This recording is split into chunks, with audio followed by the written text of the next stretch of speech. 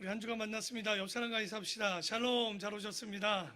네, 영상으로 드리는 우리 또 아이들이 자기 이름 불러달라고 그러더라고요. 진유, 온유, 현우.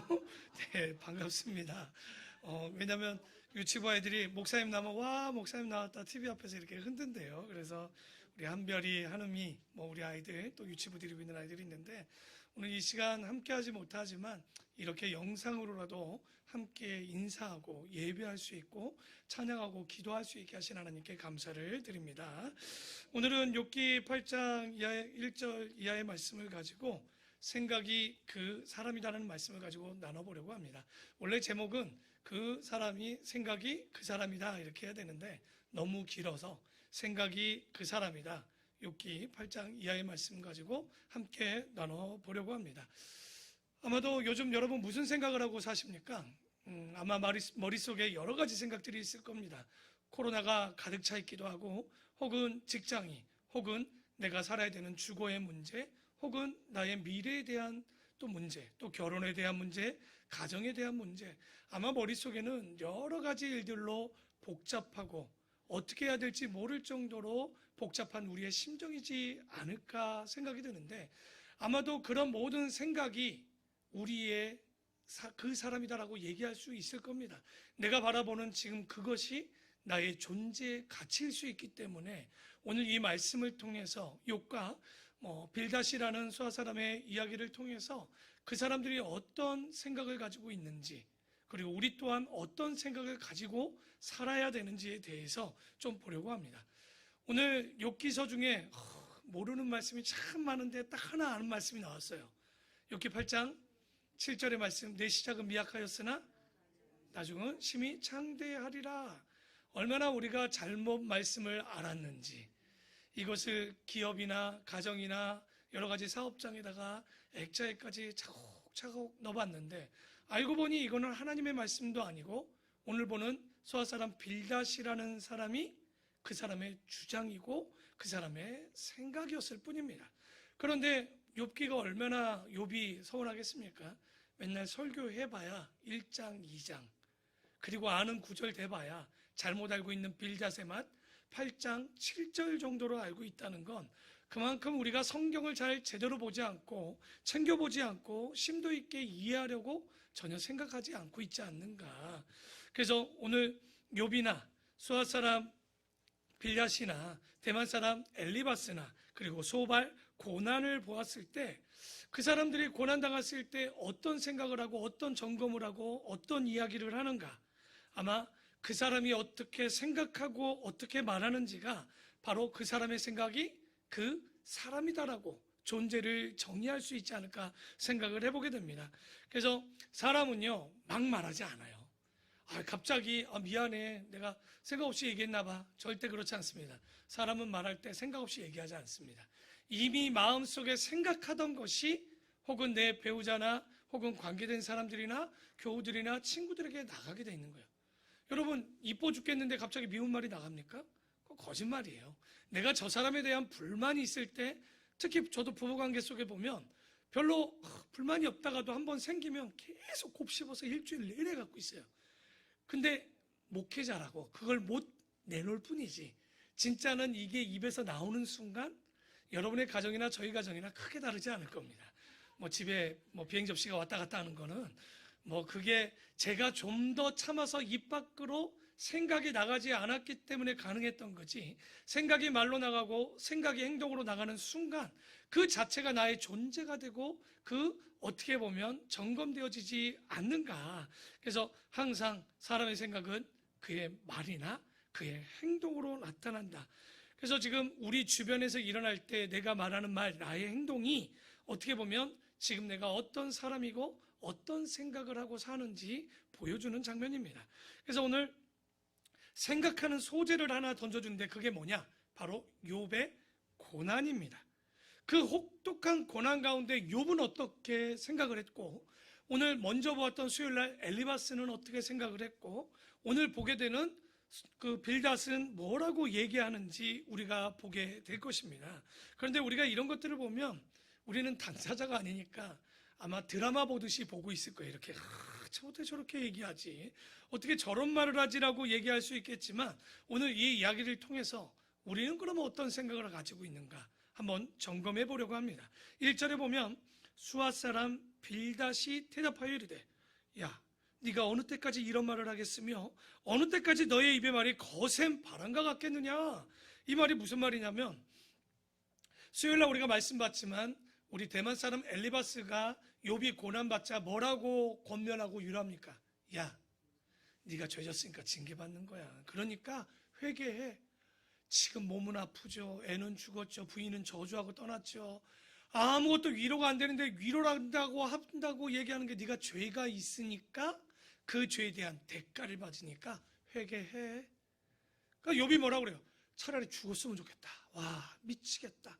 내가 정말 죽더라도 내가 뭘 잘못했는지나 알고 죽었으면 좋겠다라고 얘기하니까 오늘 그 옆에 듣고 있던 빌닷이 2절에 뭐라고 했냐면 야 네 말이 무슨 바람 같다고 그래요?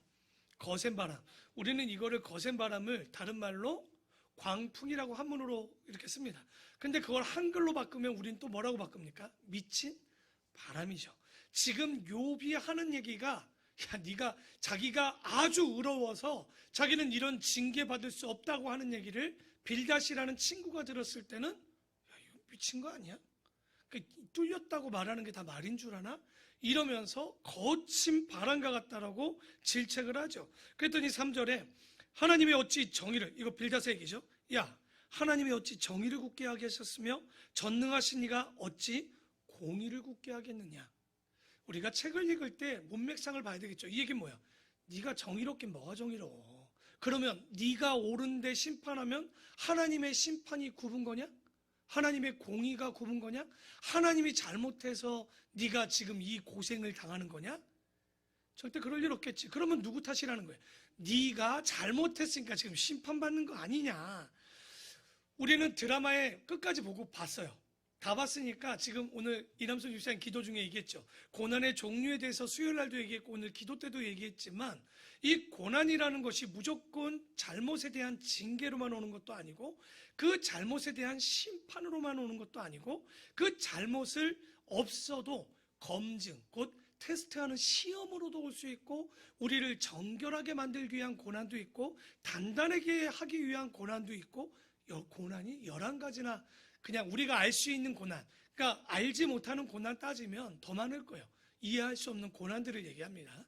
그런데 이때는 뭐 어쩔 수 없죠. 자기들이 아는 건 죄의 삭슨 사망이듯이 분명히 죄에 대한 결과에 대한 고난이 지금 누구에게 있다는 거예요. 욥이 지금 받고 있는 것 아니냐. 우린 정답을 알아요. 이 고난은 그런 징계나 심판이 아니라 뭐로 보여주는 거예요? 검증을 위한. 사단이 검증해 보겠다고 했고 하나님께서 그러면 허락을 하신 거거든요. 그러니까 검증을 위한 고난이 왔는데 빌닷은 자기가 옆에서 그 욥의 환난의 과정을 보니까 이것은 징계라고 본 엘리바스 아니야. 이건 징계가 아니고 빌닷은 심판이라고 본 거예요. 그러니까 네가 잘못했기 때문에 맞은 거야. 지금 맞고 돌아오는 게 아니라 원래 끝장이라고 얘기하고 싶었던 거죠. 그랬더니 4절에 그게 어디서 근거한 말이냐? 4절 얘기 때문에 그래요. 볼까요? 너의 자녀들이 주께 죄를 지었으므로 주께서 그들을 그 죄에서 버려두셨나니. 여러분 위로하러 왔는데 한다는 얘기가 그래요. 야, 네 자식들이 왜 죽었는 줄 아냐? 죄 져서 죽은 거야. 여러분 가지 마세요. 어디 위로한다고 가지 말라고. 이게 위로입니까? 그 사람을 무슨 뭐 진짜 화가 돋아서 화병에 죽게 하겠습니까? 근데 이 말은 자식이 그렇게 죽었음에도 죄에서 건져내지 않는 건 아비인 니도 죄를 지었기 때문에 그렇다라는 거예요. 그러니까 그런 말들을 야 너도 졌으니까 아들이 죽고 아들이 졌으니까 이렇게 글을 쓰지 않아요. 이런 글들을 하나하나 보면 지금 욥의 자녀가 죽은 건 그 자녀들이 죄값을 치르고 심판당한 거예요. 죽었기 때문에 이건 징계가 아니라 뭐예요? 심판으로 보는 거죠. 그래서 5절에 네가 만일 하나님을 찾으며 전능하신 이에게 간구해봐라. 그러니까 네가 지금 이 상태에서 미친 소리 하지 말고 기도 좀 해. 한국 사람들 제일 많이 하는 게 뭐예요? 기도가 부족해. 네가 지금 못 낫는 거 기도가 부족해. 기도하셔야 돼요. 누가 몰라요. 아파 죽겠는데 와갖고 한다는 얘기가 기도가 부족하대. 기도를 안 해서 당신이 이건 병들었대. 아주 좋은 위로로 보여지죠. 그렇지 않은 거예요. 그러니까 우리가 참 이런 권면이나 기도할 줄 몰라서 안 하는 게 아니에요. 차라리 내가 함께 기도할게라고 말했으면 되는데 당신이 기도하지 않아서 이 대가가 온 거야 라고 빌닷이 지적질을 하고 있는 거예요. 그랬더니 6절에 또 청결하고 한번 정직하게 해봐. 하나님께서는 반드시 너를 돌보실 거고 너의 의로운 처소로 평안하게 하실 것이라. 반대로 얘기할까요? 청결하지 않아. 너 정직하지 않아. 지금 하나님 앞에 너 올바르지 않아. 지금 엘리바스가 네가 틀림없이 잘못해서 징계받았다라고 하는데 빌닷은 징계 아니에요. 심판이에요. 자녀를 들으면서 얘기하는 건 지금 왜? 3절에 얘기하잖아요. 하나님의 공의가 굽었냐? 정의가 굽었냐? 그러지 않다면 너의 지금 이 모든 것의 결과물은 뭐라는 거예요? 너의 잘못의 결과물이라는 거예요. 하나님의 심판이 굽지 않았다라는 거. 여러분, 그래서 수요일 날 들은 분들은 알 거예요. 이 말 틀린 말이에요? 틀리지 않은 말이에요? 3절 말씀만. 정의를 굳게 하지 않잖아요. 하나님이 전능하신 하나님이 공의를 굳게 하셔요? 이거 진리입니다. 근데 이 진리를 어떤 사람에게 갖다 놓느냐가 중요한 거예요. 하나님이 이 진리를 욥에게 주려고 갖다 놓은 진리가 아닌데 그 케이스를 아무 데다나 갖다 붙여서 너가 지금 받는 고난은 이렇다라고 얘기하면 아니 된다는 거죠. 그런데도 불구하고 엘리바스는 너 징계야. 빌닷은 너 심판받을 짓을 했으니까 심판 끝장이야라고 결론이라고 얘기하는 거죠. 하지만 욥의 고난은 징계도 심판도 아닌 뭡니까? 검증의 고난, 시험이었다는 거죠. 그러니까 그런데 사람들은 그런 거죠. 하나님을 믿는 집안인데 왜 어려움이 닥치고 자녀 10명이 다 죽고 재산이 다 날아가고 이 모든 것들을 잘 믿었는데 그 사람들은 징계로 보고 심판으로 봤지만 그것이 아니라 욥의 주제는 이 고난은 뭡니까? 바로 검증을 위한 고난이었다라고 보여지는 거죠. 그러니 징계 중도 아니고 심판받은 것도 아니고 이건 오히려 검증받는 중이라는 것을 알아야 되는데 지금 전혀 이런 것들을 모르니까 진리란답시고 하나님의 뜻이라고 진리라고 갖다 놓으면 이것이 논란의 요지가 되는 거죠. 논의가 되는 거죠. 그래서 빌닷의 논조는 하나님은 심판을 굳게 하는 분이 아니기 때문에 전능자가 정의를 굳게 하는 분이 아니기 때문에 지금 너에게 준 이 일들은 하나님의 공의로운 심판이야. 네 자녀가 죽은 것도 그들이 득죄, 죄를 범했기 때문에 죄에 대한 결과물을 가진 거야. 이거 너무 힘들지 않습니까? 그러니까 욥이 그러면 필요가 없죠. 그냥 죽고 끝나야 돼요. 이 이야기는 뒤로 갈 필요가 없는 거예요. 잘못하고 끝났는데 뭐라고 얘기하겠습니까? 그런데 여기도 보면 욥의 변론은 적어도 죽이려면 내가 뭘 잘못했는지 좀 알고 죽자. 지금 이야기를 계속하는 거예요. 이게 심판과 징계라면 도대체 내가 뭘 잘못했느냐는 얘기예요. 욥도 아직 깨달은 건 아니에요. 근데 그 나름대로 그는 그 상태에서 그렇게 얘기할 수 있는 게 저는 당연하다고 봐요. 우리 1장에 봤던 게 뭡니까? 욥이 어떤 사람이에요? 죄를 멀리하고 악을 멀리한 사람이죠. 정말 정직하죠. 성실하죠. 그가 뭐 어떤 잘못을 했습니까? 진짜 우리가 딱 봐도 이 사람은 진정한 그리스도인처럼 보이는데 그러니까 그도 그럴 수 있을 만큼 신앙생활을 한 건데 7절에 그 좋아하는 여러분의 말씀입니다. 자, 또 한번 읽어볼까요? 시작. 그러니까 욥이 빌닷의 얘기대로 해줄까요? 야, 여태까지 지은 죄 때문에 네 재산 날린 거야. 여태까지 지은 죄 때문에 자식 10명 죽은 거야. 그러니까 부인이 저주하고 도망간 거 아니겠냐? 너 왜 병 걸렸을 것 같아? 너 죄 때문이지? 그런데 잘 봐. 지금은 요 모양이어도 이제부터라도 하나님 앞에 전능자에게 빌고 기도하고 배우고 정직하게 예전처럼 살지 않으면 잘 될지도 몰라.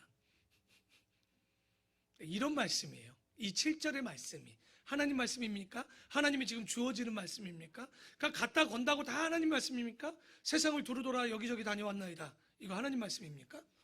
성경에 있잖아요.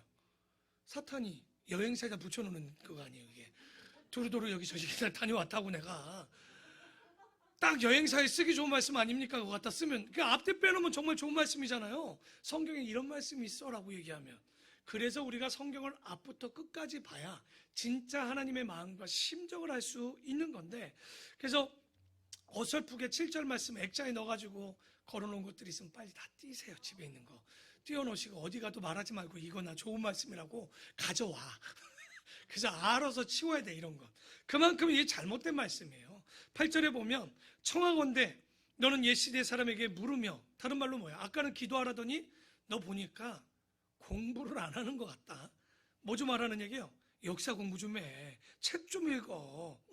조상들이 터득한 일을 한번 배워봐. 그리고 9절에는 가로 열고 가로 닫혔죠. 제가 항상 얘기하지만 이거는 성경 원본에 있는 이야기가 아닙니다. 4번 중에 있는 것도 없는 것도 있는데 그 중에 있는 걸 택해서 4번을 쓰는 사람이 자기 생각을 좀 넣은 거예요. 그게 가로 열고 가로 닫고인데 뭐라고 넣었냐? 우리는 어제부터 있었을 뿐이라 길지 않다는 거죠. 우리는 그러니 아는 것이 없으며 세상에 있는 날이 그림자와 같이 아주 짧은 그런 인생 아니겠어? 그러니 스스로 모른다면 적어도 역사를 공부해서 우리의 조상들이 뭐라고 했는지 좀 너 배워. 잘 봐봐. 못되게 산 사람 다 망하잖아. 근데 책 공부를 안 해. 책을 안 보고. 그 얘기를 딱 해주죠. 그러면서 10절에 그들이 너에게 가르쳐 이르지 아니하겠느냐? 그 마음에서 나오는 말을 하지 아니하겠느냐? 아는 척하지 말라고. 그러니까 똑똑한 척하지 말고 어른들의 이야기 책 좀 읽어봐. 책 좀. 그래서 11절에 얘기합니다. 비유를 얘기하죠. 야, 왕골이 진펄, 뻘이라고 그러죠, 여러분. 뻘이 아닌 데서 크게 자라겠으며 갈대가 물 없는 데서 크게 자라겠느냐? 이 이야기는 원인이 있기 때문에 결과가 있다는 거예요. 다른 말로 이런 이야기를 인과 응보. 다 원인에 있어서 결과가 나오는 것 아니겠어? 지금 네 하는 걸 봐서는 너가 지금 원인이 있잖아. 그러니까 징계받고 심판받은 거 아니야?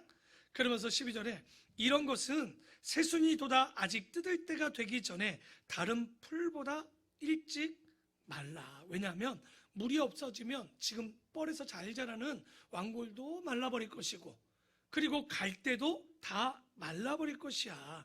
지금 네가 잘나는 건 하나님이 함께 하셔서 그런 거지 하나님이 없을 땐 지금 봐. 자식 10명 없지. 그 왜 그러겠어? 하나님이 있는 거야 없는 거야? 굉장히 논리적이잖아요. 지금 이야기는 굉장히 논리적이에요. 그러니까 뭐 맹그로브 식물이라고 들어봤습니까? 저 그 밀림이나 들어보면 맹그로브 개도 있고 막 이렇게 나무 뿌리가 바닷물과 막 이렇게 들어가서 살아있잖아. 개들은요 뭐가 사라지면 딱 끝납니까? 물 없으면 말라버리는 거예요. 여러분 갈대가 잘 산 것 같아도 물과 진흙이 있는데 그 왕골이 살아있는 거지 이게 없으면 다 죽는 거예요. 이런 걸 수중식물이라고 하는데 우리는 그런 것이 아니라 소나무처럼 깊이 뿌리를 내려서 정말 그 밑에 있는 주님의 힘으로 살아야 되는데 욥은 그렇지 않아. 너 지금 그런 거 아니야. 이걸 더 이제 리얼하게 해준 게 13절이에요. 하나님을 잊어버리는 자의 길은 다 이 같아. 뭐 같다는 거예요? 왕골 같고 그리고 갈대 같은 거야. 다 이와 같고 저속한 자의 희망은 무너지게 돼 있는 것 아니겠어? 그러니 욥이라는 사람 보니까 왕골처럼 물이 있을 땐 잘 자라네. 뻘 있을 땐. 갈대처럼 물이 있으니까 잘 자라. 근데 하나님이 없으니까 가. 그 얘기는 뭘 얘기하고 있냐? 너 뿌리 없는 신앙이야.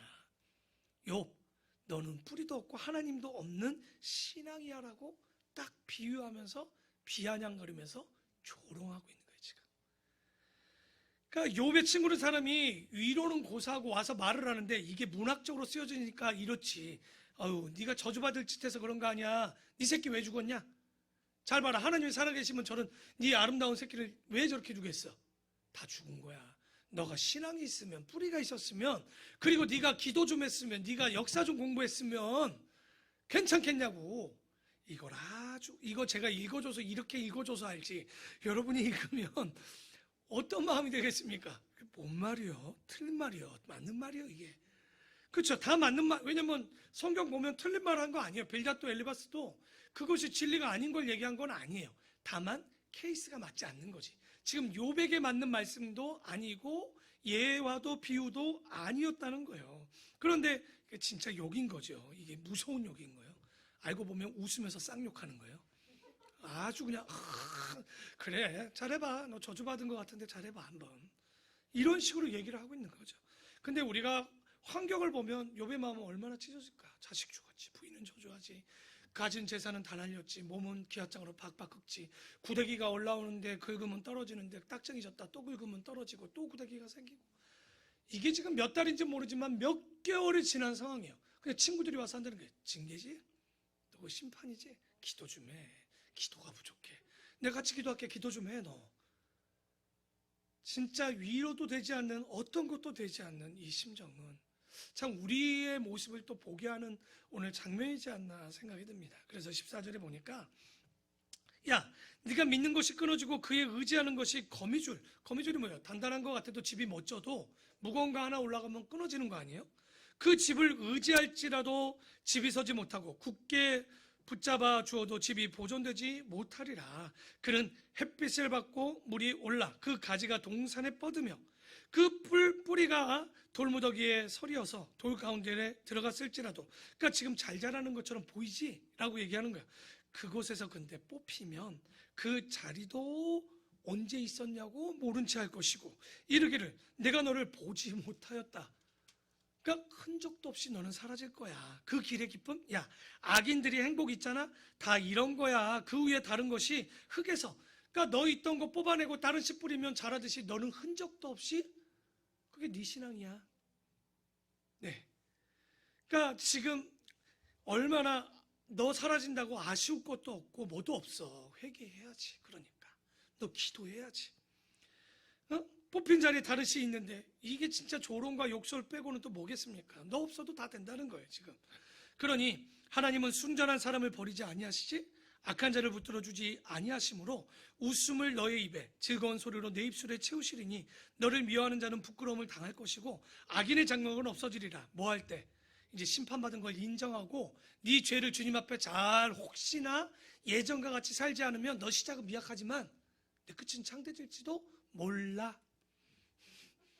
얄미워 죽겠죠 지금. 몰라. 그럴지도 모른다는 거지 그렇게 된다는 얘기도 아니에요. 이거는 네가 바르게 와야 가능하다는 거야. 욥이 가만히 있을까요? 여러분 이제 욥 기서를 보면서 뒤에 읽으면 정말 재밌습니다. 친구들은 이제 반론할 것도 없어. 이론이 짧거든.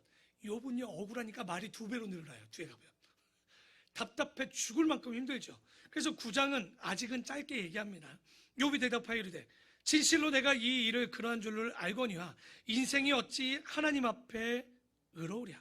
사람이 하나님께 변론하기를 좋아할지라도 첫 마디에도 나는 한마디도 대답 못하겠지. 맞는 말이지. 그는 마음이 지혜로우시고 힘이 강하시니 그를 거슬러 스스로 완악하게 행하고도 형통할 자가 누가 있느냐. 그러니까 집은 지금 누구를 인식하고 있는 것처럼 보입니까? 욥은? 이게 여러분이 성경을 잘 봐야 되는 이유 중에 하나입니다. 욥기서의 배경은 시대적으로 보면 언제라고 제가 얘기했습니까? 족장시대는 성경이 없던 시대입니다. 아브라함과 비슷하게 성경도 없고 교사도 없고 배울 것도 없음에도 불구하고 이 사람은 우리가 교육하는 데서 최고의 인식이 누구를 인식하고 있냐? 하나님을 인식한다는 거. 이게 대단한 거예요. 그러니까 우리가 욥기를 볼 때 그냥 그래? 라고 할 수 있지만 여러분 더 놀라운 거 가르쳐 드릴까요? 여러분은 매주 말씀을 들어요. 성경도 그렇게 집에 많아. 그런데도 말씀을 안 따라. 이거 기적 아닙니까? 그러니까 욥은 성경도 없는 시대, 단 한 장도 없는 시대에 가르치는 목사도 교사도 한 명도 없는 시대, 그저 있어봐야 자연계시 내려오는 구전 정도로 역사를 알고 있는 이걸 가지고 하나님을 인식했다. 대단한 거죠. 그런데 이때 벌써 했던 게 뭐예요? 삶의 의미를 질문했죠. 고난의 의미도 생각하죠. 도대체 내가 사는 게 뭐 때문에 사는지에 대한 질문과 의문을 던지고 있죠. 감사할 줄 알죠. 진리를 알죠. 그리고 이 모든 것들을 보면 이런 것들이 진짜 이 사람들이 옛날 사람이 아니라 대단한 경지다. 여러분 옛날에 15세 이하와 지금의 15세 이상을 보면 지금 옛날 15세 정도 되는 게 한 지금은 30세? 40세 되는 것 같아요. 왜 그럴까요? 요즘 시대는 너무 빨리 발달하니까 생각을 안 해. 계산기가 계산해줘. 생각하기 전에 AI한테 물어보면 얘가 다 찾아줘. 야 시리야 뭐 이러면 이제 다 대답을 해줘 애들이. 나는 생각 안 해요. 그만큼 생각이 없는 시대에 살다 보니까 너무나도 생각이 어리거든요. 근데 이 시대 사람들은 누구도 답을 주지 않으니 항상 질문해야 돼. 나는 왜 사는가? 나는 누구인가? 난 무엇을 위해서 살고 나는 어디로 와서 어디로 가는가? 이 질문이 끝없이 지금 나타나는 거죠. 그래서 이 시대는 오히려 하나님을 아는 지식과 생각 전혀 이런 것들이 없는 거예요. 오히려 남 속이는 데 능수능란하고 남을 이용해서 정말 돈 뺏는 데만 이렇게 똑똑할 수가 있는가? 그것 외에는 아는 것이 뭐도 없는 거야. 하나도 없는 거야. 하나도. 그래서 5절에 그가 진노하심으로 산을 무너뜨리시며 옮기실지라도 산이 깨닫지 못하며 그가 땅을 그 자리에서 움직이시니 뭡니까? 지진이죠. 그 기둥들이 흔들리로다. 그가 해를 명령하여 뜨지 못하게 하시며 별들을 가두시는도다. 그가 홀로 하늘을 펴시며 바다 물결을 밟으시며 누구도 돕지 않은데 하나님이 다 하신 거죠. 북두섬과 삼성과 묘성과 남방의 밀실 다 모여 하늘 별자리를 다 하나님께서 만드신 것 아니냐. 그분은 측량할 수 없는 큰 일을, 셀 수 없는 기이한 일을 행하시는 거 나 다 안다. 그런데 우리가 어떻게 그분을 다 이해할 수 있겠냐. 그가 내 앞으로 지나시나 내가 보지 못하며 그가 내 앞에 움직이시나 내가 깨닫지 못한 거 당연하다는 거예요. 하나님이 빼앗으시면 누가 막을 수 있으며 무엇을 하나 하시나이까 하고 누가 물을 수 있으랴. 하나님이 진노를 돌이키지 아니하시나니 라합을 돕는 자들이 그 밑에 굴복하고 있지. 라합이 뭡니까? 바다 괴물로도 보지만 악한 자들, 악한 영들, 사단 같은 것도 라합으로 표현하죠. 그 밑에 돕는 자들 그 밑에 굴복했지만 하물며 그런 자들도 그 악한 영 밑에 굴복하는데 내가 감히 하나님 앞에 대답하겠으며 그 앞에 무슨 말을 택하랴. 가령 내가 의로울지라도 대답하지 못하겠고 나를 심판하실 그에게 간구할 뿐이며. 이 이야기는 15절도 잘 읽어야 돼요. 욥이 지금 말하는 건 의로울지라도 얘기하는 건 내가 의롭다라고 얘기해봐야 하나님 들어주지 않는다는 얘기야. 이 이야기는 살려달라는 이야기도 아니고 적어도 내가 뭘 잘못했는지 깨닫게 해주든지 아니면 죽여주든지 하나님 앞에 빨리 죽여달라는 거예요. 내가 못 살겠다고. 그러니까 글처럼 쓰이니까 우리가 이 마음을 모르지만 굉장히 하나님 앞에 무례한 말을 하고 있는 거예요. 이게 원망조로. 그래서 16절에 가령 내가 그를 부름으로 그가 내게 대답하셨을지라도 내 음성을 들으셨다고 하겠지만 욥은 지금 뭐 하는 거예요? 내가 믿지 못하겠다. 이거 진짜 얘기하면 이슬람은요 이런 생각을 해요. 자기들이 하나님의 뜻을 알 수 있다고 생각 안 해요. 그래서 걔들은 사고가 나도 다 누구의 뜻이라고 그래요? 알라의 뜻이래. 교통사고를 내도 알라의 뜻, 교통사고를 당해도. 그러니까 이들은 질문 없어요. 내 음성 들을 거라고 생각 안 해요. 그냥 살다가 가면 혹은 성적 잘 죽으면 더 많은 것을 얻는다 이 정도로. 그러니까 잘못된 이단들이 갖는 거지만 우리 하나님은 뭐예요? 우리의 신음소리 하나도 우리의 머리카락도 세심받으시는 분이 우리 하나님이셔요. 그러니까 다 보고 계시고 듣고 계신다는 거를 잊지 않아야 되는데 지금 근데 욥의 입장에는 뭔 거예요? 하나도 모르겠는 거예요. 그 욥의 오해죠 이것도. 개인적인 얘기를 들으시겠나? 왜? 들으셨으면 도대체 나를 여태까지 이렇게 고통받게 놔두셨냐는 거예요. 그래서 그가 폭풍으로 나를 치시고 보십시오. 이유이시 내 상처를 깊게 하신 게 아니에요. 욥의 생각에는 지금 하나님이 뭐 하는 거예요? 까닭 없이 믿는 신앙이 아니라 까닭 없이 내 상처를 깊게 하고 계셔. 자식을 잃게 하고 병들게 하고 지금 어느 것 하나. 여러분 예수 믿는 거 욥을 보시면서 위로받으셔야 돼요. 여러분 욥 같으면 예수 믿겠습니까? 저주하겠습니까? 진짜로. 이런 예수 안 믿는다라고 하지 않을까요? 솔직한 얘기로. 저만 그런가요? 저는 세속적이고 굉장히 그래요. 네. 진짜 근데 욥을 볼 때마다 느끼는 건 이건 뭐라 할 수 없는 사람의 정도구나. 이 두려움과 이 고통 속에서. 그래서 나를 숨쉬지 못하게 하시며 괴로움을 내게 채우시는구나. 힘으로 말하면 그가 강하시고 심판으로 말하면 누가 그를 소환할 수 있겠느냐. 아무도 그를 심판할 수도 없죠. 가령 보십시오. 욥은 계속 억울해. 가령 그러면서 또 뭐라고 그래요? 내가 의로울지라도. 아니 들어주지 않겠지만 자기는 억울한 거야. 지금 나 의로운데 자꾸만 의롭지 않다고 하니까. 가령 내가 의로울지라도 내 입이 나를 정죄하리니 가령 내가 온전할지라도 나를 정죄하리라. 내가 말해봤자 어차피 나는 뭐예요? 말 자체가 나는 제대로 되지 않고 지금 이야기했던 것들을 쭉 한번 살펴보면 그렇지 못했던 거지. 자기의 삶이 불평이나 하고 이 정도 있는 줄 알았는데. 그래서 자 20절이죠. 20절 나는 온전하다마는 내가 돌아보지도 아니하고 내 생명을 천히 여기는구나. 그러니까 살아봤자 산다는 게 의미가 있나? 차라리 죽는 게 낫지. 지금 욥은 이런 얘기를 합니다. 그래서 이래도 그렇고 저래도 그렇고 내가 받는 일이 다 같은 것이라. 그러므로 나는 말하기를 하나님이 온전한 자나 악한 자나 욥의 생각입니다. 어떻다고 생각하는 거야?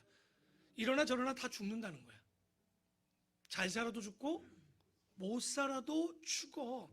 착하게 사나 멋대로 사나 죽는 건 매일반 아닌가? 그러니까 하나님이 공평한데 공평한 게 뭐냐? 잘 살아도 죽고 못 살아도 죽어. 잘 살아도 심판이고 못 살아도 심판이야. 지금 이런 얘기를 하는 거죠. 욥의 말이 이렇게 흐르는 거예요. 그러니까 고난에 대해서 더하고 덜하고가 모두 없어. 그냥 끝은 죽음으로 끝나는 거야. 의로운 사람도 죽고 정직해도 죽고 충성돼도 죽는 것 아닌가.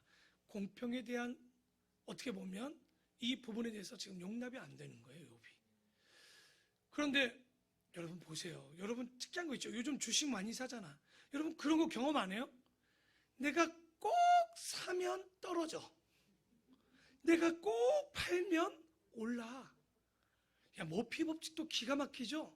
내가 집 살 땐 비싸게 사, 팔 땐 왜 떨어져? 근데 시편 73편 기억나요? 악인인데 얘는 웃겨. 그냥 새끼들도 다 임신해. 가다가 죽는데 괴롭지도 않아. 쟤는 아프지도 않아. 눈두덩이는 얼마나 잘 먹어서 악인데 눈이 이래갖고 눈이 안 보일 정도야. 시편 73편에 우리 한번 봤을 때 얼마나 속 터지는 내용이 있었습니까? 그러니까 죽을 때도 고통도 없어. 아프지도 않아. 하는 일마다 잘 돼. 땅값도 올라. 기가 막혀. 집값도 올라.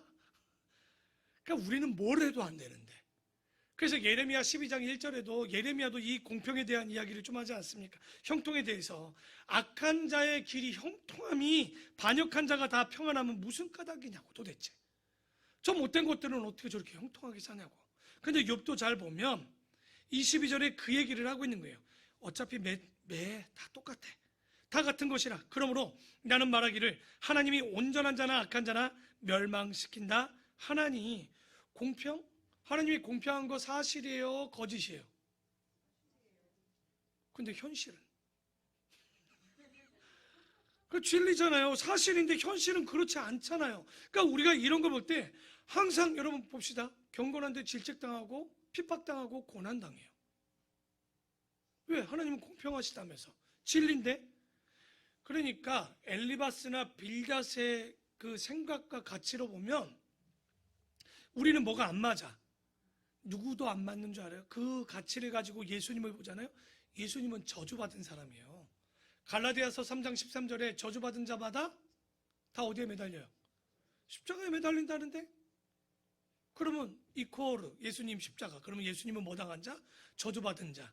맞지요? 진리로 보면 우리 죄를 위해 우리 저주를 대신 감당해 주었기 때문에 맞지만 이것을 빌닷과 엘리바스 때 보면 그냥 저주받은 사람이에요. 욥과 같이.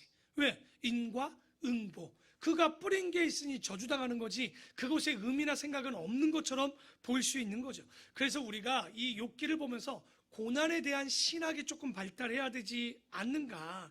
그러니까 욥부터 바울 그리고 박해 시대까지 보면 지금 문제는 뭐냐? 교회의 수준이 여러분 옛날에 전도할 때 뭐라고 전도했어요? 예수 믿고 구원 받으세요. 그래도 괜찮아. 두 번째, 예수 믿고 복 받으라는데. 근데 와봤더니 뭐야? 그렇지 않네? 예수 믿어도 뭐 이렇게 안 좋은 일이 벌어지나? 그래서 교회 안 온 사람들이 있어요. 복 받는다고 했는데 교회 왔는데 더 안 좋은 일이 많아. 그럼 어떡하실 거예요, 여러분? 그러니까 잘 가르치고 잘 전해야 되는 거예요. 그러니까 그들이 말하는 거, 교회 오면 건강해질 거야. 근데 교회 왔는데 나 암이 있어. 맨날 기도한다니까 안 걸리지 말라고 내가. 그러니까 목사인데 안 걸리면 어떡하지, 내가 진짜. 근데 내 의지로 돼요? 안 되는 거예요. 아무리 목사여도 암이 걸리고, 목사여도 병들고, 목사여도 힘든 걸 어떻게 할 거예요? 어떻게 설명하시겠냐고요. 그러니까 그렇게 전도하는 게 아니에요. 우리가 구원을 받고 천국의 소망을 줘야지 여기서 집을 사도 야 사업도 잘 돼 교회 가면 왔는데 사업이 안 돼. 어떻게 할 거야? 교회 딱 와서 탁 등록했는데 코로나가 터졌어. 뭐라고 설명하실 거예요? 뭐냐면 한국 교회가 지금까지 맨날 기복신앙 얘기하고 축복 얘기하다가 지금 코로나 때 어떻게 뭐라고 지금 얘기할 겁니까? 우리 교회가 그나마 견디는 건 그래도 좋든 싫든 황 목사가 10년 동안 뭐 재미도 없는 얘기죠. 창세부터 요한계시록까지 맨날 말씀만 얘기했어. 복 주는 얘기는 거의 안 했어. 복 주면 한다는 얘기가 맨날 뭐라고 그래? 복 받을 행동을 하라고. 복 준대 그러고 복 받을 행동을 하래. 근데 그게 우리가 들어왔기 때문에 지금 고난을 여러분이 이겨내시는 거예요. 그래서 그 말씀을 받기 때문에 우리가 복받기 위해 하나님을 믿는 것이 아니라 구원과 예수 그리스도의 생각이 가득 차고 그분만을 전하고 자랑할 수 있는 사람이 되려고 하기 때문에 견뎌낼 수 있는 거예요. 기복신앙을 떠나셔야 됩니다. 언제까지 축복받는 일에 내가 사는 게 잘 되면 그게 복입니까? 성경 보십시오. 그렇지 않은 일들이 너무 많지 않습니까? 그래서 24절에 보면 네, 맞죠? 24절 맞나요? 23절 읽었나요? 안 읽었는데요. 갑자기 재난이 닥쳐 죽을지라도 무죄한 자의 절망도 그가 비웃으시는 건 아니냐. 자 봐라, 하나님이 세상이 악인의 손에 넘겨진 거 맞죠? 재판관의 얼굴도 가려졌죠. 그렇게 되게 한 이가 하나님 아시면 누구시냐? 이 얘기는 계속 얘기하면서 세상이 악인의 손에 붙은 것 같아. 그 못돼 먹으면 내로는 황제가 되고 예수 믿겠다라고 나온 사람들은 십자가에 못 박혀 죽는 거야. 여러분, 이렇게 보면 도대체 뭐가 맞냐는 거예요. 고난의 신학을 알아야 돼요. 욥기를 통해서 우리가 고난의 신학을 배우고 예수님과 바울을 통해서 이게 정립이 되고 있는 거거든요. 그래서 25절에 나의 날이 경주자, 인생이 얼마나 빨리 사라져버리니 복을 볼 기회도 시간도 없구나. 그 지나가는 것이 빠른 배 같고 먹이의 나라, 그 먹이를 날아채는 독수리와 같구나. 가령 내가 말하기를 내 불평을 잊고 얼굴을 빛을 고쳐 즐거운 모양으로 하자 다짐해 보지만 내 모든 고통을 두려워하오니 주께서 나를 죄 없다고 여기지 않으실 줄 내가 하노이다. 내가 정죄하심을 당할진데 어찌 어때이? 해봐야 뭐라는 거예요. 차라리 죽는 게 낫지. 그러니까 좋게 얘기했어요. 나쁘게 해볼까요? 빌어먹을 세상 왜 나를 살리셔갖고 이러시냐고요. 하나님 뭐 열심히 수고하나 마나 어차피 죽는 거 똑같은데 왜 이러시냐고. 지금 얘기는 하고 있지만 다 원망입니다. 욥이 너무 힘든 거예요. 괴로워서. 저는 근데 그 원망도 뭐라 할 수 없을 것 같아요. 이 정도 고통이고 이 정도 괴로움을 당하면 안 나오는 게 이상한 거 아니겠습니까? 내가 눈 녹은 물로 몸을 씻고 잿물로 손을 깨끗하게 할지라도 주께서 나를 개천에 빠지게 하시리니 내 옷이나도 나를 싫어할 정도로 더럽히시고 하나님은 나처럼 사람이 아니신즉 내가 그에게 대답할 수도 없고 함께 들어가 재판을 할 수도 없고 우리 사이에 손을 얹을 판결자. 다시 말해서 하나님이 그렇다면 그런 거지 누구도 나를 판결할 사람이 이제 없는 거야. 아무리 욥이 옳다라고 얘기해도 뭐란 얘기예요?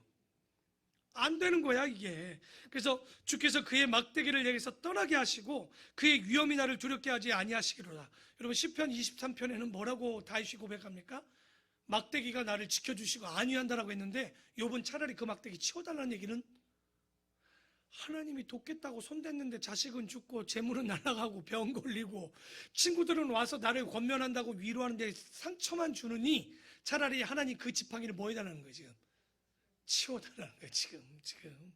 그러니까 얼마나 힘들지. 나 숨 돌릴 시간을 차라리 좀 달라고요. 아니 관심 준다는 건 좋은데 줘가지고 내가 숨 쉴 틈을 주셨냐고. 지금 죽일 테면 빨리 죽이든지 아니면 내가 무슨 죄를 지었는지 좀 가르쳐달라고. 그래서 그리하시면 내가 두려움 없이 말하리라.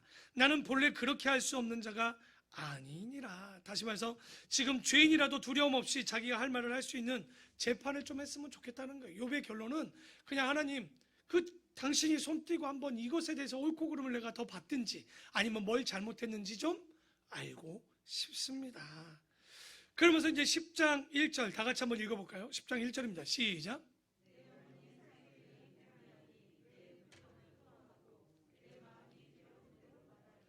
그러니까 지금 이렇게 9장부터 쭉 얘기했던 거 왜 욥이 뭐라고 얘기한 거예요? 지금 내가 너무 힘들어서 개운 입에서 나오는 대로 얘기했다는 거예요. 그렇기 때문에 10장 1절은 10장 1절로 들어가면 안 되고 9장 35절 밑으로 들어가는 게 맞아요. 그러니까 이게 분류를 할 때 10장 1절에 넣어버린 거야. 제가 봐서는 이거 위로 올라가는 게 맞습니다. 그리고 10장 2절부터 시작되는 건 뭐냐면 욥의 기도인 거예요. 너무 힘드니까. 뭐 친구들이 그랬잖아. 뭐가 부족하다고? 그래, 기도를 한번 해보자. 기도하는데 내가 하나님께 아뢰오려니 나는 정죄하지 마시옵고 무슨 까닭으로 나와 더불어 변론하시는지 차라리 내게 알게 하옵소서. 지금 내가 하나님께 아른다는 얘기는 뭡니까? 기도한다는 얘기죠. 그런데 2절 끝에 보니까 뭐는 거예요? 내가 뭘 잘못했는지 좀 알게 좀 해달라고요. 그 정도로 지금 욥이 답답한 상태인 거죠. 주께서 주의 손으로 지으신 것을 학대하시며 멸시하시고 악인의 꾀에 빛을 비추시기를 선히 여기시나이까? 주께도 육신의 눈이 있는 것 아닙니까? 주께서 사람처럼 보시는 것 아닙니까? 주의 날이 어찌 사람의 날과 같으며 주의 해가 어찌 인생의 해와 같기로. 그러니까 이 얘기는 어떻게 하나님이 하시는 행동이 사람하고 똑같이 하는 행동들을 지금 할 수 있냐고. 어떻게 이럴 수 있습니까? 나의 허물을 찾으시며, 그러니까 기다렸다 그런 듯이 나의 허물을 찾으시며 나의 죄를 들추어내시나이까. 그러니까 노골적으로 얘기하는 거 뭐냐면, 나 같은 사람 괴롭히는 거 그게 하나님이 할 일입니까? 이거 친구들이나 엘리바스나 빌닷이나 이러는 건 이해가 가는데, 하나님이 되셔가지고 왜 저한테 이러시냐고. 주께서는 내가 악하지 않은 줄 아시나이다. 주의 손에서 나를 제발 벗어나게 할 자도 없는 것 아시지 않습니까? 그런데 날 왜 이렇게 붙잡아서 괴롭히십니까? 주의 손으로 나를 빚으셨으며 만드셨는데 이제 나를 멸하시려고 만들었냐고요. 만들어놨으면 뭔가 다르게 보여줘야지. 이렇게 하려고 나를 만들었다면 차라리 안 만드는 게 낫지. 괴롭히는 게 취미세요? 진짜 힘든가 봐요. 기억하옵소서. 주께서 내 몸 지으시기를 흙을 뭉치듯이 하셨거늘 다시 나를 티끌로 돌려 보내려 하시나이까. 지금 늙어서 기력이 다 했는데 일도 못하게 되어서 죽는다면 그렇다고 할 수 있겠는데 지금 생사람 잡듯이 저에게 하는 이런 행동들을 왜 저에게 하십니까? 그래서 주께서 나를 적과 같이 쏟으셨으며 엉긴 젖처럼 엉기게 하지 아니하셨나이까. 잘 먹이셨다는 거예요. 그래서 피부와 살을 내게 입히셨고 뼈와 힘줄로 나를 엮으시고 생명과 은혜를 내게 주시고 나를 보살피심으로 내 영을 지키신 것 아닙니까? 이렇게 지켜주셨는데, 그러한데 주께서 이것들을 마음에 품으셨나이다. 이 뜻이 주께 있는 줄을 내가 아나이다. 그러니까 지금 뭐냐면 욥이 사탄이 하는 것이 아니라 이 모든 일을 누가 하는 것으로 알고 있어요. 하나님이 하는 줄 아니까 하나님한테 원망하고 기도하는 거예요. 그래서 알고 보면 아까 10장은 뭐라고요? 욥의 기도인데 반이 원망이고 반이 기도입니다. 얼마나 괴롭고 힘든지 답답한지. 나를 지켜보다가 내가 범죄하면 주께서 나를 죄인으로 인정하시고 내 죄악을 사하지 아니하시나이까. 내가 악하면 화가 있을 것이오며 내가 의로울지라도 머리를 들지 못하는 것은 내 속에 부끄러움이 가득하고 내 환난을 내 눈이 보기 때문이니이다. 내 머리를 높이 들면, 그러니까 내가 머리를 높이 든다는 건 교만한 거겠죠. 내가 교만하면 주께서 젊은 사자처럼 나를 사냥하시며 내게 주의 놀라움을 다시 나타내시나이다. 주께서 자주자주 증거하는 자를 바꾸어 나를 치시며 나를 향하여 진노를 더하시니 뭐와 같다는 거예요? 군대를 갈아서 치는 것과 같으니라. 그러니까 하나님 하는 것도 힘들어 죽겠는데 사람을 바꿔가면서 보낸대. 누구예요? 엘리바스, 빌닷, 소밧, 엘리후. 지금 뭐 하시는 거냐고요. 그러니까 차라리 당신이 그러는 거 그래 그럴 수 있다 치겠는데 왜 사람까지 바꿔가면서 제 속을 뒤집어 놓으시는지 모르겠다고. 주께서 나를 태에서 나오게 하셨으면 그 이유가 있을 텐데 도대체 어찌함입니까? 그렇지 아니하셨더라면 차라리 내가 기운이 끊어져 아무 눈에도 보이지 아니하였을 텐데, 곧 다른 말로 뭡니까? 태어나지 말게 해주던지. 있어도 없었던 같이 되어서 태에서 바로 무덤으로 옮겨졌으리이다. 내 날은 적지 아니하나이까? 그런즉 그치시고 나를 버려두사 잠시나마, 아까 막대기 얘기했죠? 막대기 좀 치우고 잠깐이라도 평안하게 해달라고. 우리가 기억나십니까? 내가 잠이라도 자면 잊어버리는데 하나님이 뭐로 나타난다는 거예요? 악목을 꾸게 해가지고 그 괴로 잠도 못 자게 하신다고. 진짜 술이라도 먹고 잠이라도 잘 텐데 술도 못 먹지? 잠자면 악몽을 꿔. 그러니 제발 지금 욥의 마음은 이 잠깐 그 조금이라도 조금 평안하면 안 되냐고.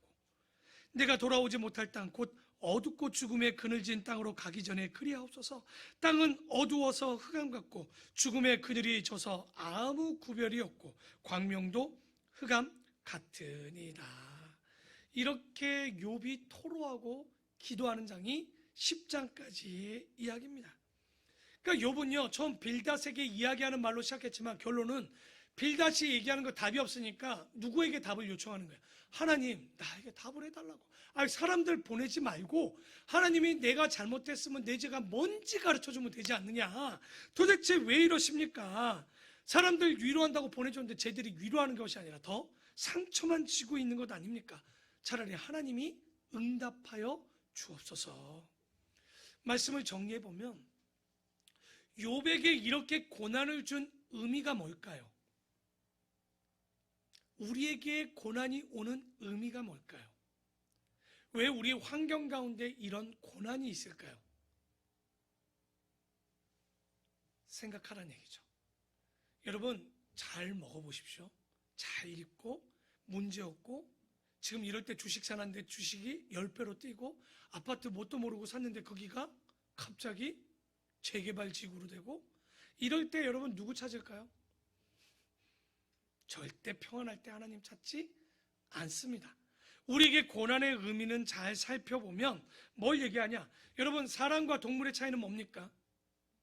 생각하는 거죠. 동물도 생각을 해요. 근데 반복적으로 훈련된 걸 생각을 하죠. 그렇죠? 때리면 피하고 안 때리면 와요. 생각이 있어서가 아니라 때렸는데도 먹이를 계속 주면 와요. 또 어느 순간은. 생각이 있다고 못하죠. 걔들은 입는 것도 별로 고민 안 해요. 매년 모피를 하나씩 입잖아요. 털갈이 하잖아. 그러니까 입는 것도 걱정 안 해. 먹는 것도 대략 먹을 수 있어. 그러니 뭐가 없냐? 생각이 없는 것 같아요. 그런데 사람은 어떻습니까? 매일마다 고민하는 게 뭐예요? 부귀, 영화, 명예, 권세, 지혜, 지식, 기술. 어느 것 하나라도 더 갖고 더 평안히 살고자 얼마나 목숨 걸어 우리가 살아가고 있는가.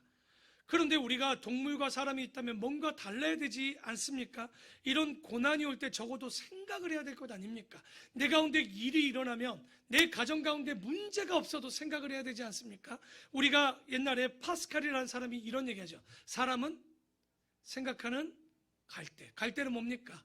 연약하다는 얘기죠. 근데 이 말을 볼 때 진짜 의미는 뭐라고 생각할 수 없지만 딱 하나는 알아요. 사람은 적어도 뭐 하는 거예요? 생각하는 거예요. 데카르트가 얘기합니다. 나는 존재한다, 나는 생각한다, 나는 고로 존재한다라고 얘기했었죠. 여기도 존재는 뭐예요? 존재하는 이유 중에 하나는 사람이 뭐 하는 동물이기 때문에 생각하는 거. 사람이냐 아니냐라고 구분할 수 있는 첫 번째 질문. 도대체 사람은 누구인가라고 질문하는 게 사람입니다. 그렇게 생각할 줄 아는 게 사람인 거예요. 그런데 여러분 뭐 하면서 생각하시고 사십니까? 머릿속에 도대체 지금 뭘 넣어놓고 사시냐는 얘기예요. 오늘 이 말씀으로 보면 적어도 우리가 어떤 일이 오면 가벼운 일이 있으면 가벼운 생각 정도는 하잖아요. 무겁고 어려운 일이 오면 적어도 깊이 있게 생각하는 것이 인간이 아니냐. 적어도 사람의 생각이 깊거나 넓거나 우리가 어떻게 보나 높거나 아니면 신뢰하거나 많은 생각들을 가져야 되는데 사람이요 딱 보면 알잖아요. 말하는 거 보면 그 사람의 생각이 나오죠. 생각이 얕은 사람은요 말도 얕아요. 생각이 깊은 사람은요 포용력도 높지만 많은 사람들을 포용하고 더 많은 깊이 있는 생각을 할 수 있는 거예요. 그들과 대화하면 여러분 먹고 마시는 얘기합니까? 고차원적인 얘기하죠. 우리는 저차원이에요? 고차원이에요? 우리는 이 땅 얘기 안 하잖아. 어디 얘기해요 우리는? 여러분이 고차원인데도 모르나 봐 수준을. 되게 고차원적이에요. 이 구약은요 죄송한데요 빌닷과 엘리바스의 얘기를 보십시오. 그게 고차원입니까? 저차원입니까? 수준이 낮은 얘기인 거죠. 이 땅에 잘 먹고 잘 사는 얘기고 복 받는 얘기를 하지만 신약이 왜 어렵냐? 짧지만 이 땅 얘기를 하는 게 아니에요. 하늘에 대한 하나님에 대한 이야기를 하기 때문에 신약이 절대 쉽지 않아요. 자꾸만 신약이 쉽다라고 얘기하는 분들은 진짜 성경 안 읽는 분이에요. 차라리 구약은 두껍기만 하지 읽으면 돼요. 말은 모르고 지역을 몰라서 그런 거지 스토리를 몰라서 그런 거지 그냥 읽으면 여러분 욥기가 어려워요? 시편도 제가 다 읽어주니까 어때요? 이해 못할 게 있어요? 근데 신약은요 어려워요. 신학적으로도.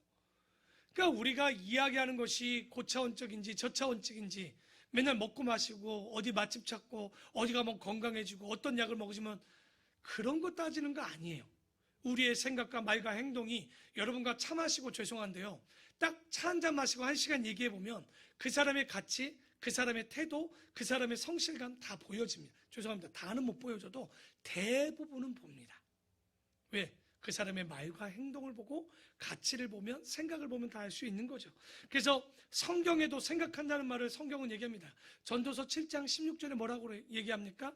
형통한 날에 찬양하고 공고한 날에 뒤돌아보라. 개역 한글에서는 생각하라라고 되어 있습니다. 그런데 좋은 일만 있어도 망하고요, 나쁜 일만 있어도 망합니다.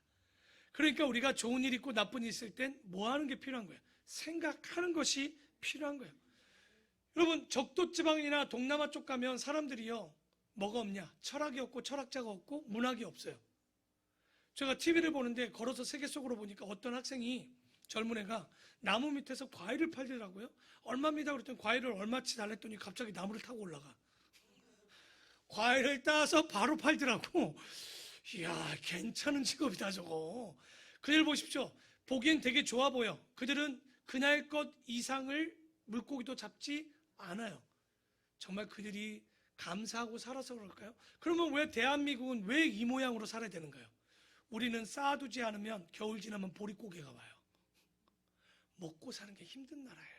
그래서 우리는 항상 생각하고 나는 민족이에요. 여러분, 우리는 되게 생각이 많은 사람들이에요.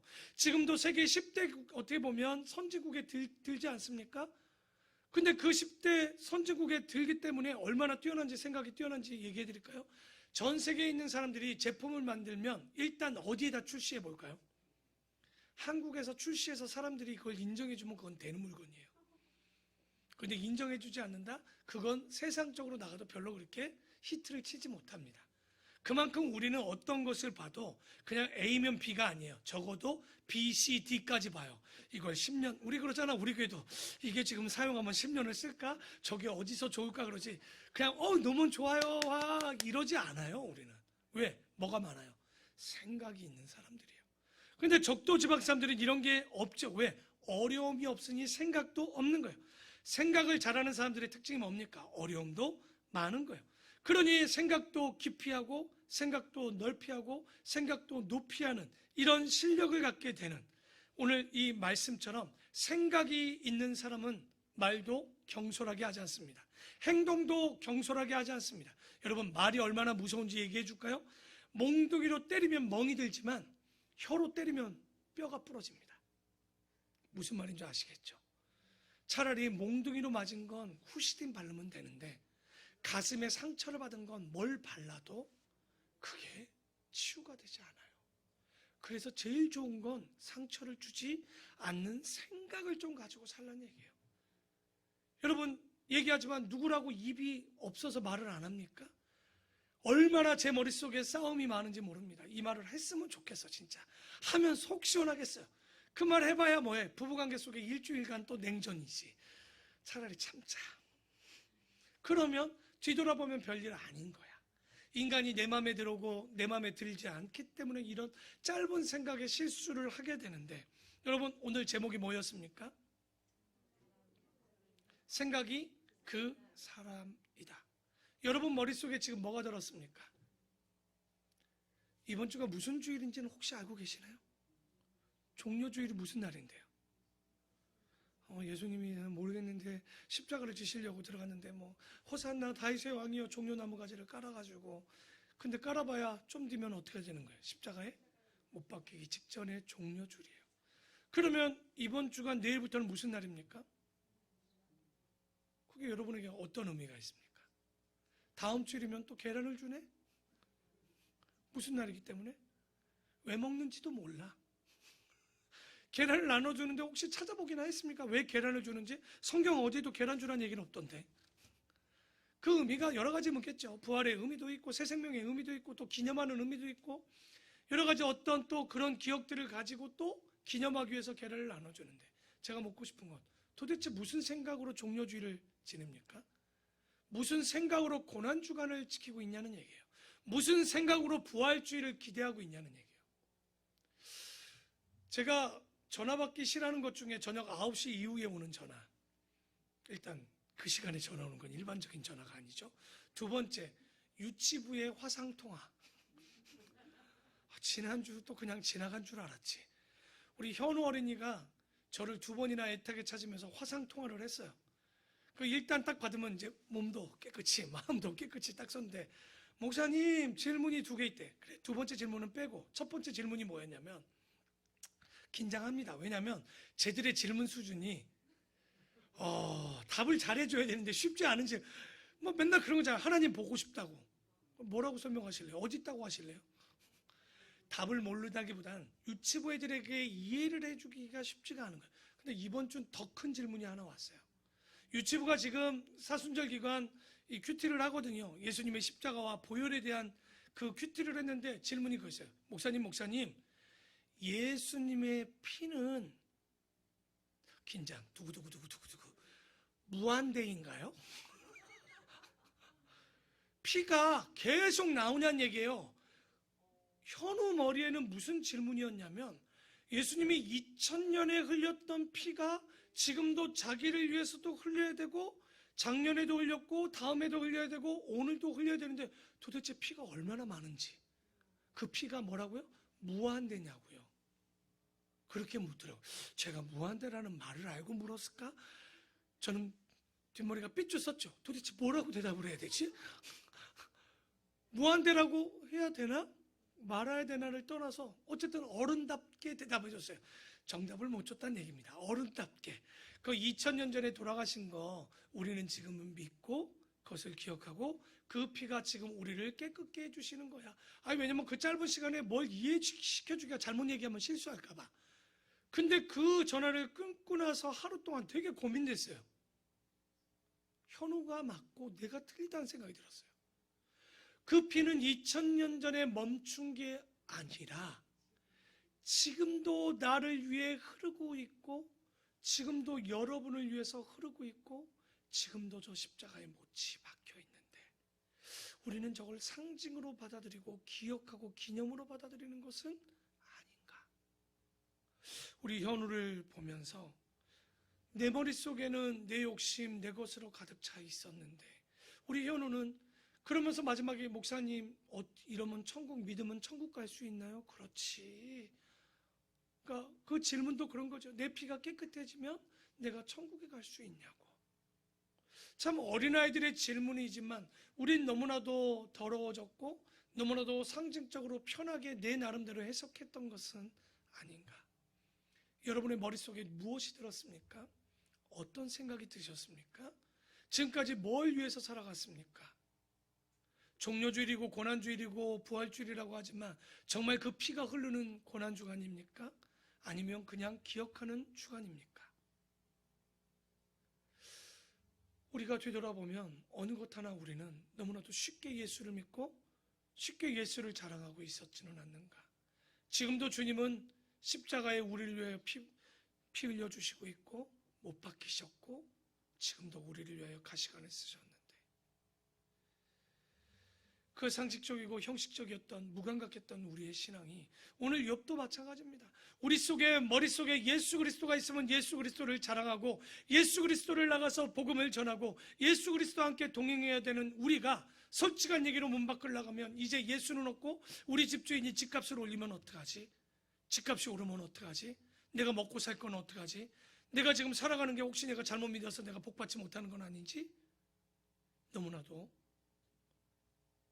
하나님은 전혀 없는 우리의 욕심으로 가득 차진 머리와 생각과 입술과 고백은 아니었던지 오늘 이 말씀을 붙잡고 우리가 예수의 피가 지금도 우리에게 자랑이 될 수 있도록 예수의 피가 우리에게 은혜가 될 수 있도록 생각이 아니라 생각이 뛰어넘어 이제는 그 고난이 나에게 은혜가 되고 감사가 되고 그 예수님의 십자가의 보혈이 나의 것이 되어서 주님 이 한 주간 내가 그 피를 위해서 살고 그 은혜를 위해서 살아가겠다라고 다짐하는 우리의 삶이 되어야 되지 않는가.